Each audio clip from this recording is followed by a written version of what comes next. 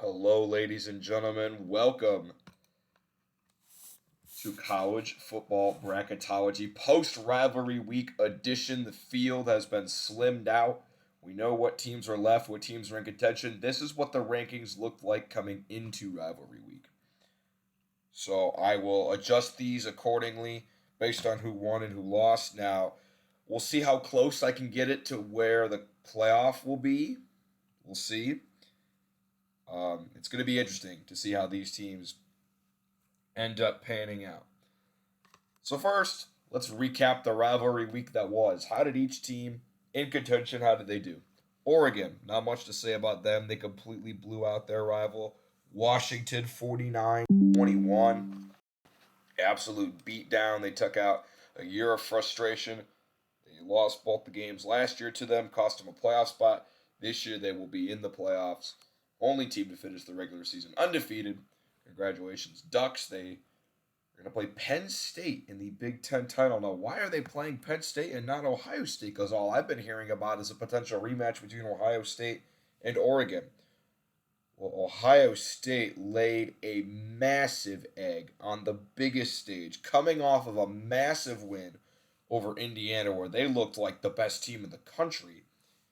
Absolutely stomped Indiana. They come out and they lay just a massive egg against Michigan, 13-10. And I think there's one reason Ohio State lost this game, and I forget it. There was some I forget what show I was watching, but there was a guy that mentioned this point. Ohio State looked like they were trying to prove a point that they could beat Michigan at their own game and that they're a tough team, they're a physical team. And they just tried to run the ball, run the ball, run the ball, run the ball. You can't do that against Michigan's defensive line. Indiana found that out when Indiana played Michigan. Indiana threw the ball all over them in the first half. They were up 17-3 at half. Came down to the second half. Michigan started dialing up the pressure. Curtis Rourke started getting sacked. They tried to run the ball, couldn't really get it done. Now, Indiana ultimately ended up winning that game. But you can't just pound the ball, pound the ball, pound the ball against Michigan. It's not going to work. And Ohio State, they missed a lot of opportunities in that first half. They missed a field goal in the first half. They had a bad interception on their own 5-yard line, which led to a Michigan touchdown. So Ohio State played about as bad as they really could in the first half. Still ended up 10-10. Second half, punt, punt, interception, interception, missed field goal, interception, punt. The game just got so ugly. There were those back-to-back interceptions and then the missed field goal again for Ohio State. Michigan eventually, because Michigan's only going to run the ball. They don't have a competent quarterback. They have to run the ball to win. They finally got a big run to pop from K.L. Mullings. They get down at a field goal range. They kick the field goal. Game over. I don't know. I don't even know what to say about this game. Everyone wants Ryan Day fired. Everyone wants Ryan Day fired. I saw a post from this Ohio State page that I really like. They're pretty funny. I think it's called the Buckeye Show on Instagram. You should follow them. I've talked to their I like those guys. They made a post that said Ryan Day now has to he's getting thrown into a Roman arena with 3 beasts and must conquer them all to save his life. I think Ohio State with the talent on this roster, they have to win the national title for him to keep his job. He can't beat the boogeyman. He just can't do it. And also the fight I could talk about the fight after the game. So essentially, what happened was in 2022, Michigan, they took their flag, they planted it at midfield after they beat Ohio State. Well, this year they tried to do it again, and Ohio State wasn't having that. They came in and there were punches being thrown, there were bodies being laid. Now, I what I've heard is that in 2022, Michigan waited until after they did like their alma mater, the song that they do after every game. They waited until they were finished with that. This year, while they were doing it, they did it, and they didn't like it. Now, they weren't the only team to get into a post-game fight. Everyone was fighting. Arizona, Arizona State, North Carolina, North Carolina State, Florida, Florida State. there were a lot of fights across college football. And I've heard two different sides. I've heard, hey, it's pretty disrespectful to do that. But then I heard this one guy say, hey, if in the MLB or NBA or NFL, if a team wins a championship on the road team's field, they celebrate on the field. And then Michigan's running back Kale Mullings said, "Try to fight after the game. We had 60 minutes to go fight it out. You want to fight after the game?" I don't know. I'm all for the rivalry week intensity. But yeah, embarrassing loss for Ohio State. The question now on where they drop is, are they going to be? I don't know. We'll talk about where they drop in a second. Texas handled business pretty soundly against Texas A&M, which ultimately ended up being a pretty boring, uneventful game. Texas jumped out to a 17-0 lead. They ended up winning 17-7. Only reason it was even that close was Texas A&M got a 99-yard pick six. If they didn't get that, it was about to be 24-0. I was pretty impressed with Texas's defense. Their defense has quietly been pretty good. Listen to these points allowed numbers: 0, 12, 7, 3, 13, 3. Gave up 30 to Georgia, but most of that was off of Georgia getting really good field position based off turnovers. 24, 17, 10, 14, 7. And even those 7 this week, those weren't even courtesy of their defense. It's pretty, Texas, they have a legitimate defense. I didn't realize that their defense was that legitimate. I picked Texas A&M in this game. I thought they were really going to get to them, but they did not. Now, the offense, I feel like there's some question marks for Texas. I mean, they played pretty well. Quinn Ewers is on like a bad ankle. I mean, 17 of 28 for 218 yards, a touchdown, and a pick. They have a good running back, Wisner. I mean, they're a really good team. I think it's either them or Georgia, who's the best team in the SEC, and they're going to play each other again. They're a force to be reckoned with. I feel like they've kind of been flying under the radar, which seems weird to say about a third-ranked team in the country, but I don't know. They're a really good team, and I think we'll preview the conference title games, but I think they'll have a really good chance at a rematch with Georgia. Penn State, they picked up a nice easy win over Maryland, 44-7. Maryland is just not very good. A little bit of a slow start for Penn State, but they scored 28 points in the second quarter, so they figured it out. And they backdoor their way into the Big Ten title. Ohio State losing means they get the nod. They get to go play Oregon and play for a 1 seed. I think the winner of that game is going to be the number 1 overall seed. So good for Penn State. I see. I've been on the Penn State is overrated train for a while.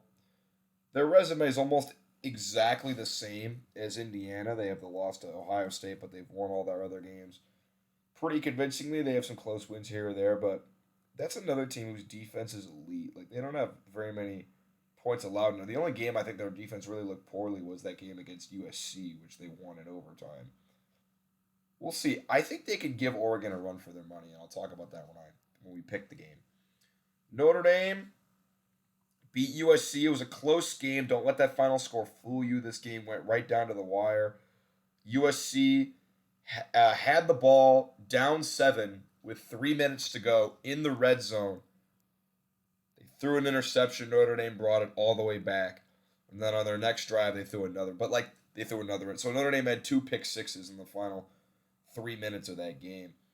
So it looked like a blowout, but that was a 1-score game coming all the way down to the wire. I think you really got to give USC a lot of credit there. I thought they were going to pull that off, but they didn't. Notre Dame wins. I'm telling you, I'm not impressed with their resume, like, at all. I'm not impressed. They have the win over Texas A&M, which, are they even going to be ranked anymore? Maybe. The loss to Northern Illinois looks terrible. I mean, they have a 7-point win over Louisville. The win at Georgia Tech actually looks pretty good, because Georgia Tech has been, we'll get to Georgia Tech in a minute, but they've been giving some teams some trouble. The win over Georgia Tech, I guess that looks pretty good. Navy and Army, not really doing it for me. Florida State, Virginia. I'll at USC, I'll chalk that into the good win column, but ultimately, like they're gonna get in. Am I confident they're gonna win a game? I think if Notre Dame gets a home game against a Southern team, they could do it. I don't know. We'll see. We'll see. South Bend gets crazy. Northern Indiana can get crazy in the weather department. I live up there, not in South Bend, but in like Northwest Indiana. We'll see. Let's get to another team that lost. Miami. That defense reared its ugly head, man.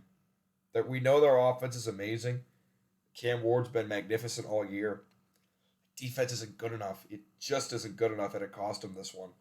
I predicted on my weekly show. I said one of these two is going to lose. It's either going to be Notre Dame or Miami. One of those two, and it ended up being Miami.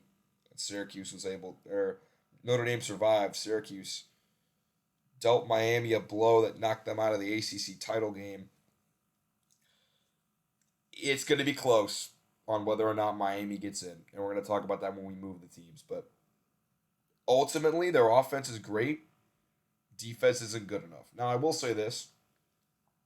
I don't think their losses are as bad as people are going to make them seem. At Georgia Tech's pretty good. They lost to them by 5 on the road. I don't think that's a ridiculous loss. Syracuse is 9-3, and they lost to them on the road. Like, losing to a 9-3 team on the road, that's not a by 4. That's not a ridiculous loss. But they're going to be compared to this outside looking in corridor, and we'll talk about that when we're done with all these. Georgia, man, they squeaked by. They barely squeaked by. 8 overtimes against Georgia Tech. That was a terrific game. Georgia Tech, dude, you could tell Georgia Tech wanted it more. You could tell. You could just tell Georgia was looking ahead to the SEC title game. 17-0 at half for Georgia Tech, and even then they had the lead 2 scores.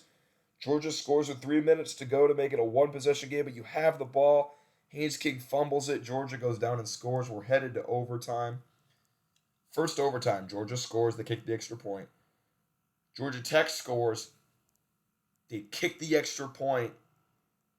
If you're a road underdog, I think you have to go for 2 there. I think you have to go for 2 and try to end the game there. They opted to kick it, and the game just kept going and going and going. And I think it ended up being like the longer that this game goes out, like the more likely Georgia's going to win. And they did. They ran it at the end. They got it. Most likely in the playoffs, win or lose now.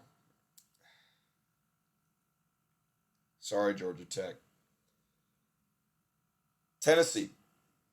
They almost blew this against Vanderbilt because Vandy returned the opening kickoff 100 yards. Then, I believe Tennessee fumbled the ensuing kickoff. Or in 2 plays, they fumbled. Vandy scores again. Vandy scored 17 points in the first quarter, but ultimately Tennessee was able to shut this game down with their defense. Only one garbage time touchdown for Vandy in the second half. It was a big run for Tennessee ever since that second quarter, third quarter. So they have in all likelihood clinched a playoff spot. SMU, dominating win over, I believe it was Cal. Yes, they beat Cal 38-6. Nicely done, SMU. Indiana, 66-0 over Purdue. You could tell they came out in this game angry after the loss to Ohio State. Rivalry game against a Purdue team that has 1 win. I mean, they're pitifully bad if you've watched any of Purdue this year. I was at this game. It was a snow game. A lot of fun. Hoosiers win 66-0. Boise State. They get the win over Oregon State 34-18. They're going to the Mountain West title game. Arizona State beat Arizona 49-7. Dominating win over their rival Iowa State. Close win over Kansas State, but they get it. 29-21. So they're headed to the Big 12 title game. That's going to be a playing game to see who gets that automatic bid. Of the teams on the outside, Alabama picked up their win over Auburn 28-14. Ole Miss picked up a win over Mississippi State 26-14. And then South Carolina and Clemson played each other. South Carolina won it on the road 17-14 thanks to a late touchdown run, 20-yard run from Lenora Sellers. So they steal it at the end with 10 points in the fourth quarter. They win 17-14. Now Clemson, it was like, oh yeah, they're done because they received their third loss. But with Miami losing, Clemson's into the ACC title game. And then group of 5 race, we talked about Tulane lost. UNLV picked up their win over Nevada 38-14. So now this is going to be your Mountain West title game. The winner of this game is getting the group of 5 bid. That's because it goes to the 5 highest ranked conference champions, and this is going to be the 5th or 4th one. Whoever wins this game is getting in, the losers getting knocked out. End of story. Right? Maybe no. I was gonna say if UNLV wins, they could keep Boise because of like they have but I don't think that's gonna happen. I don't even know why I said that. I think the winner of that game's in, the loser of that game's out. Here's how I think the rankings are gonna shake up. Ohio State is gonna fall out of the 2 spot. These 3 are gonna move up.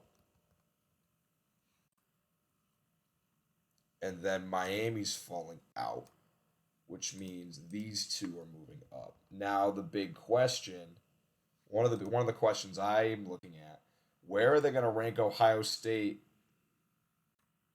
against either Georgia or Tennessee? I'm under the impression that they're going to rank them behind both of them. Although I've seen some people rank them behind Georgia but ahead of Tennessee. Because those 2 have the same record in the same conference. They're kind of coupled together. Georgia's ahead of Tennessee because they beat them. They're kind of, I don't know. I think you could see a scenario where they rank Ohio State between them just to potentially give Ohio, because I think what it's shaping out, I think we're shaping out to have an 8-9 matchup between Ohio State and Tennessee. And they might try to shade Ohio State above them. But I think for simplicity's sake, I'm going to rank them behind them. Because ultimately, we'll see. I don't know. I don't know. We'll see. But I'm going to put them behind them. SMU and Indiana move up to here, I would say. Boise moves up. And then here's where the fun begins. You have 1 spot up for grabs because the Big 12's getting this last one. This is going to be Boise or UNLV. You have 1 spot up for grabs. Who's taking it? And these are your contenders. Other than now, Clemson, not really. I'll explain the Clemson situation. But as of now, it's going to be one of these 4. And I don't know how you slice them. These 3, South Carolina, Ole Miss, Bama, are almost impossible to decipher. Same record, same conference record, same conference. Now, of these 3, who's playing the best ball right now? Without a doubt, it's South Carolina. South Carolina has been rolling through teams. They've won, I think, 5 or 6 in a row. They for sure look like the best team. Now, problem, they lost to both of these teams. They lost to Bama and Ole Miss. And they lost the game to LSU on that bad call that everyone's bringing back up right now. So, unfortunately for South Carolina, I think they're the odd man out of those 3 because they're the odd man out of those 3 just because they lost to the other 2 teams.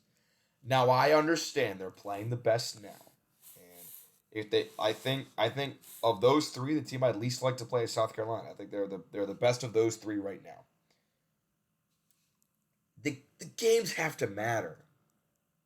Like the games have to matter, and I don't see a scenario where you could justify having them jump not only 1 team that they lost to, but 2 teams that they lost to.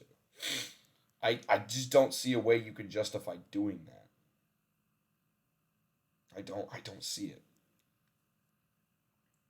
So, I mean, now last year they kind of pulled the rug out under Florida State, and they're like, well, Bama's playing better now, and your quarterback's hurt, and this and that. I don't think they do that with to South Carolina. I think that's tough. So then I think it's gonna come down to Ole Miss, Bama, or Miami. Now, oh boy. So they have Bama ranked ahead of Ole Miss right now. These two are they're the same team. They are the exact same team. They both have a win against Georgia. They both have 3 losses. Now, Ole Miss's losses have come to Florida, LSU, Kentucky, which that Kentucky loss I think is the worst of any of them on here. Bama's 3 losses have come to Tennessee, Vandy, and Oklahoma. That Oklahoma, I can almost even justify the Vandy loss. Vandy has looked better, and yeah, that Oklahoma loss was bad, and Oklahoma's not a good team. By the way, Oklahoma went out and lost like 37-10 to LSU. That Oklahoma loss looks putridly bad. So they both have the win against Georgia.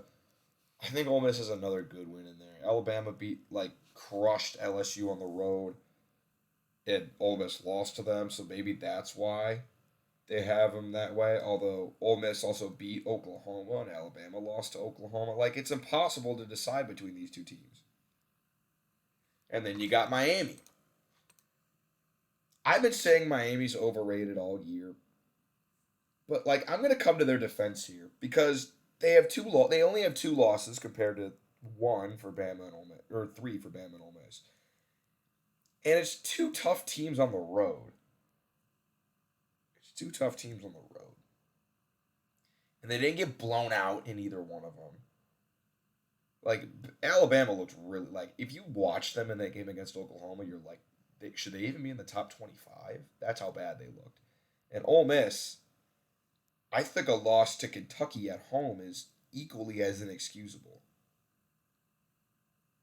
I think equally as inexcusable. Like, they have 2 unexcusable losses. Now, the problem for Miami, they don't have the good win. You could go back to, I will say, there's one point. Ole Miss lost to Florida on the road just recently. Just recently, they lost to Florida on the road. Miami played Florida on the road week 1 and won 41-17. I mean, they beat the hell out of them. I think you could bring that up. I think you could rightfully bring that up. If I was to make the decision, I would pick Miami. What I think they will do is put in Alabama. That's what I think will happen. I think they're going to pull out what would the hypothetical spread be of these two? And I don't even think it, like, I think if Bama played Miami, that game would be like 50-50 because neither one of those teams has a good defense, but they have a good offense. I think the best of these 4 right now is South Carolina, but they're pinned down by Bama and Clemson.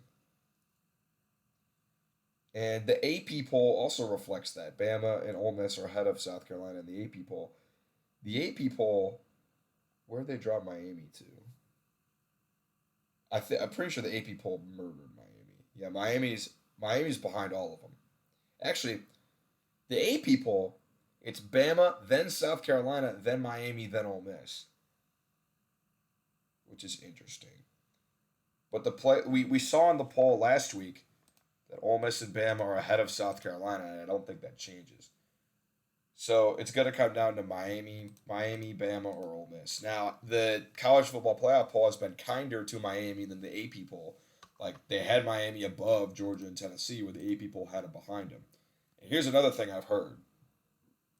I've heard that if you got 3 teams and 2 of them are just, like, identical, and, like, you can't decipher between these 2, just take the third one. Do I think that happens? I think they're just gonna slide Alabama in there to that 11 spot, regardless of whether it's you agree or not. I think if I was making the decision, I'd take Miami, but I'm not making the decision. So I think they slide Bama in there for now. And I think Miami and Ole Miss and South Carolina get the short end of the stick. Now, there's another interesting point that could throw a wrench in all of this. Another interesting point. Should Clemson and SMU are going to play in the ACC title game? The winner is going to get in via the automatic bid. SMU's already in right now, so if SMU wins, that clears all that up. If Clemson wins, do they drop out SMU? And I think they will. I think they will. Because if SMU loses, that brings up the conversation for South Carolina. Because if SMU loses to Clemson, South Carolina could argue, well, we just beat Clemson. So, we'll see. So, this is what I think the playoff is going to look coming tonight. It's going to be Oregon, then Texas, and then SMU at your 3. And then Boise gets your 4. And then Arizona State would be at the 12. And they're interchangeable with Iowa State depending on who wins that game. And then you got Penn State at the 5. Notre Dame at the 6. Georgia 7. Tennessee 8. Ohio State 9. Hoosiers at 10. And then Bama 11. Now, let's pick some conference title games, and we can move this around based on the results of the conference title games. We can do that. Let's start with just the easiest one, which is Iowa State, Arizona State. Because this is take your pick of these two. It's a 50-50. Both of them are 10-2. Winner's going to the playoffs. Loser will not. Games being played in Arlington, Texas. Not particularly close to Arizona or Iowa. I'm telling you, I really like Arizona State now. They've won 1, 2, 3, 4, 5 games in a row. They've looked good. Beat down of Oklahoma State, close game against UCF, beat down of Kansas State on the road, beat BYU pretty convincingly, beat down of Arizona State. I'm inclined to say that they win. So I'm going to give the nod to Arizona State. I'm going to keep them at the 12. Boise and UNLV. This is a play-in game. Winner's going to be in, loser's out. Now, the game is going to be held. Boise State is hosting their conference championship. I was inclined to go UNLV because I think they're a really good team, and they've looked the part over their since they lost to Boise State at home by 5. They haven't lost. They've won 4 in a row. They get their rematch. I think the fact that Boise gets this at home is going to be the difference. I think Boise at home is going to win. They already won on the road. I think they'll have a better chance at home. I think Boise wins. Next, let's do the ACC. I hope for everybody's sake, I hope for SMU's sake that they win. Because if SMU wins, that clears up a lot of the air. We don't have to worry about, because one, I don't think Clemson's that great, and I don't think they should be in the playoff. Like, this team got waxed by Georgia 34-3, and they got waxed by Louisville at home. Like, I understand they have a better conference record than Miami, but Miami, they've looked better. They've just looked better. Like, Clemson didn't have to play the tough road games. Like, they had to play at Virginia Tech. They had to play at Pitt. A game they almost lost. I think I think SMU will win. SMU has looked the part. Ever since their loss to BYU, they've won eight. They've won 9 in a row, and they haven't really had. They've had a few close games. Duke took them to overtime, but they pulled that out.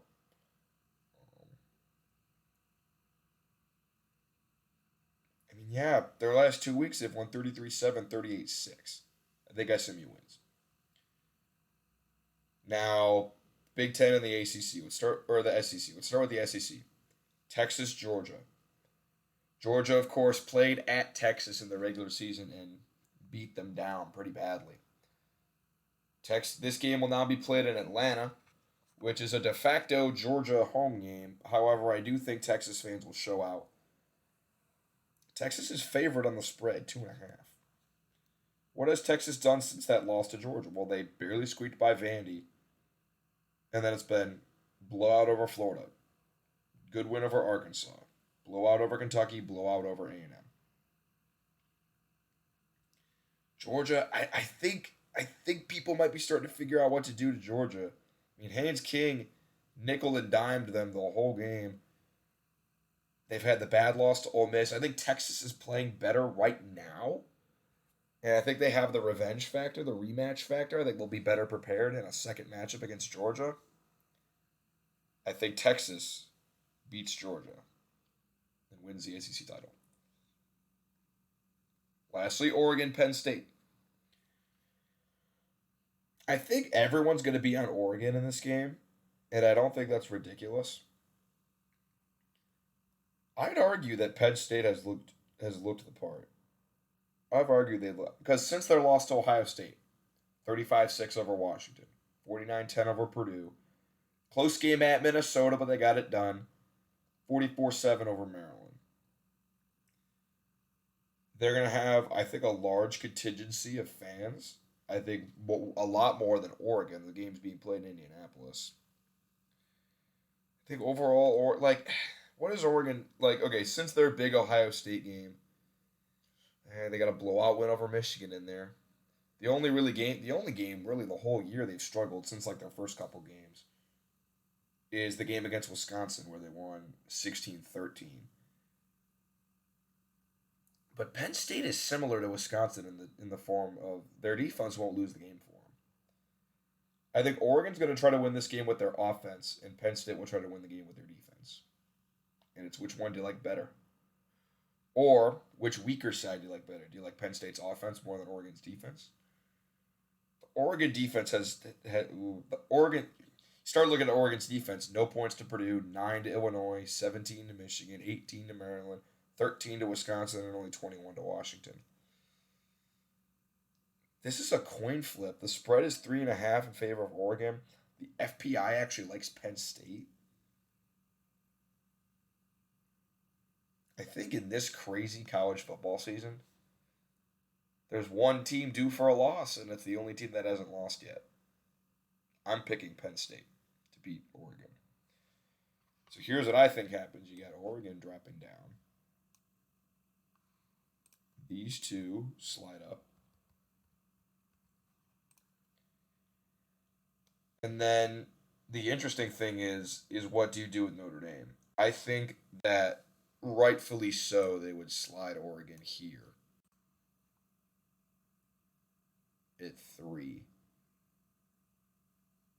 And then they'd probably just keep all this the same. And I think you just go boom, boom, boom, boom.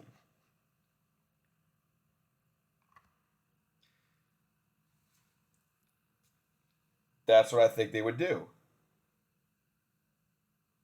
Now let's look at some other scenarios. We'll keep that. Let's say let's say Oregon and Georgia win. I think they will move Georgia up, and then they'll move these three down a peg and slide Georgia in here. That's what I think will happen. And then if Penn State were to win, these two would just swap.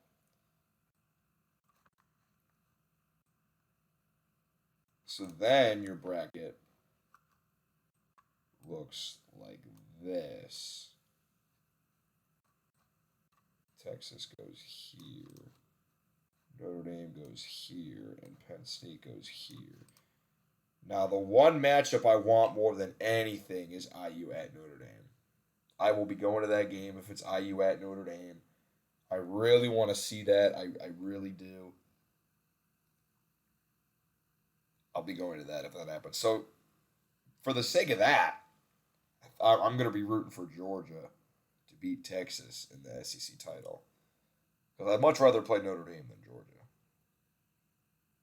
And then this gives you some interesting matchups. And then I think if Penn State wins in this scenario, it looks like this.